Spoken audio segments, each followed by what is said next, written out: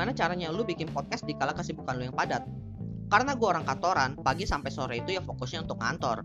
Sampai rumah pasti udah malam, jadi langsung istirahat. Artinya gue cuma punya waktu sedikit buat konten. Makanya gue memilih pakai Anchor, karena gue bisa bikin podcast dengan efisien. Dari rekam sampai tentuin waktu rilis.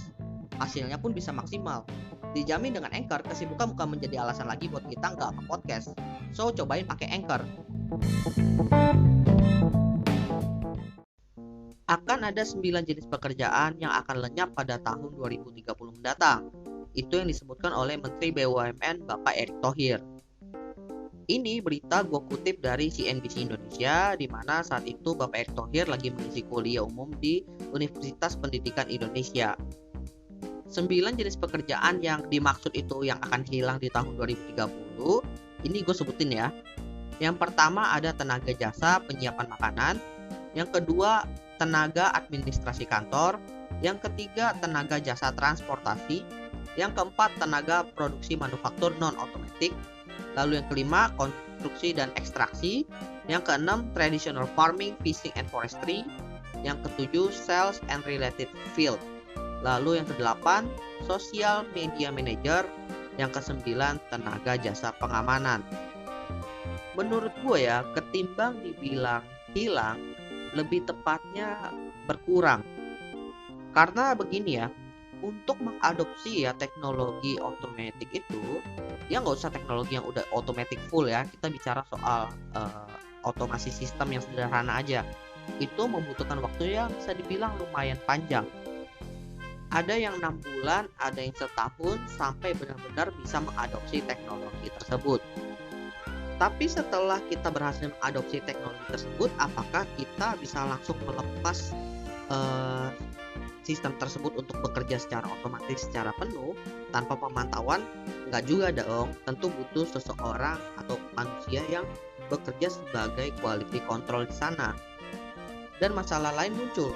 Kalau seandainya adopsi teknologi itu yang otomatis sudah berhasil, apakah kita harus memberhentikan pekerja kita atau karyawan kita? Nggak juga dong, itu akan menjadi masalah yang lain kan. Kalaupun benar-benar terjadi ya sampai ada pemberhentian karyawan, menurutku itu akan sulit terjadi, apalagi untuk perusahaan yang sekarang udah existing dan juga bisa dibilang udah korporasi yang karyawannya udah banyak, karena ya balik lagi akan terjadi polemik. Tapi hal ini berbeda kalau seandainya memang di dekat-dekat tahun 2030 nanti akan muncul perusahaan-perusahaan baru atau startup yang mereka itu sistemnya itu memang udah full automatic dari awal. Nah, itu beda case. Tapi tetap kalau seandainya benar-benar terjadi di tahun 2030, menurut gue sih nggak hilang, tapi lebih ke berkurang.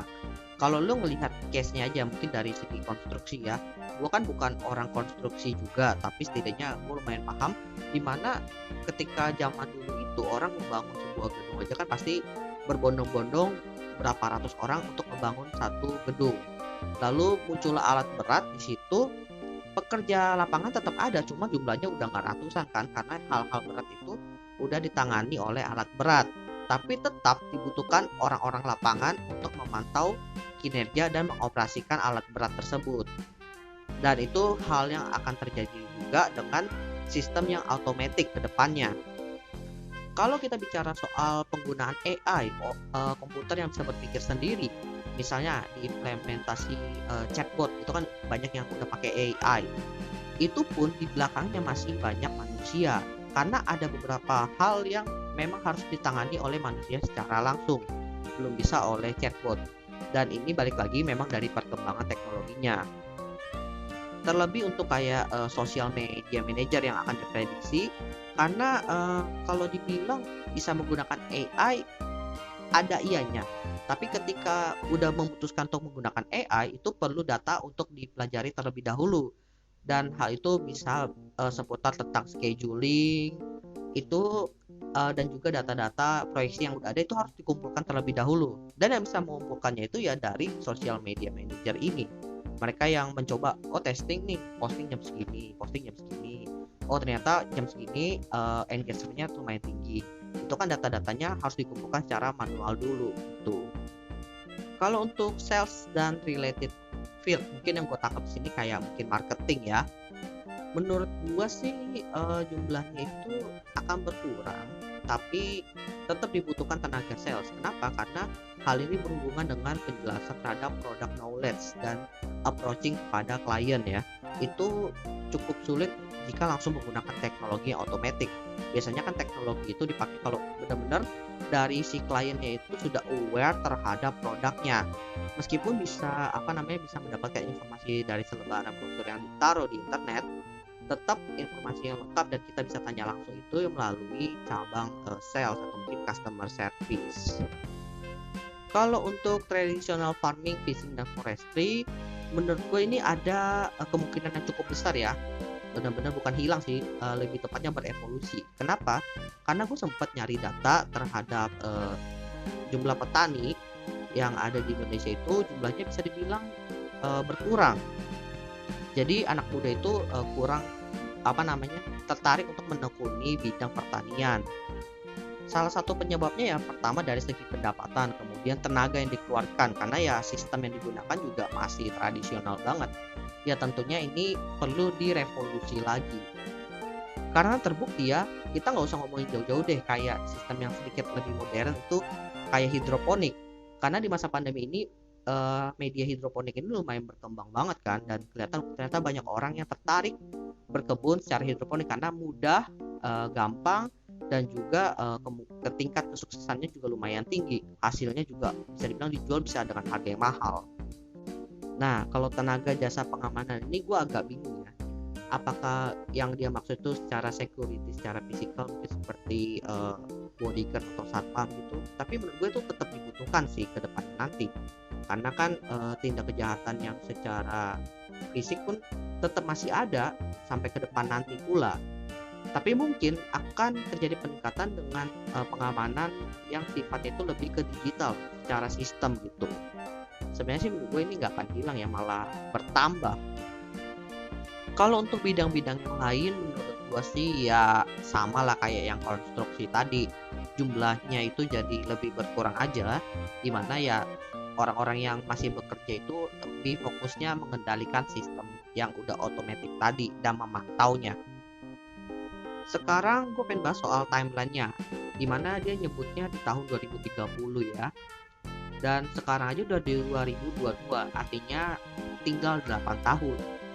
Menurut gue untuk benar-benar terjadi implementasi teknologi besar-besaran sampai pekerjaan ini hilang selama 8 tahun itu tergolong cepet banget.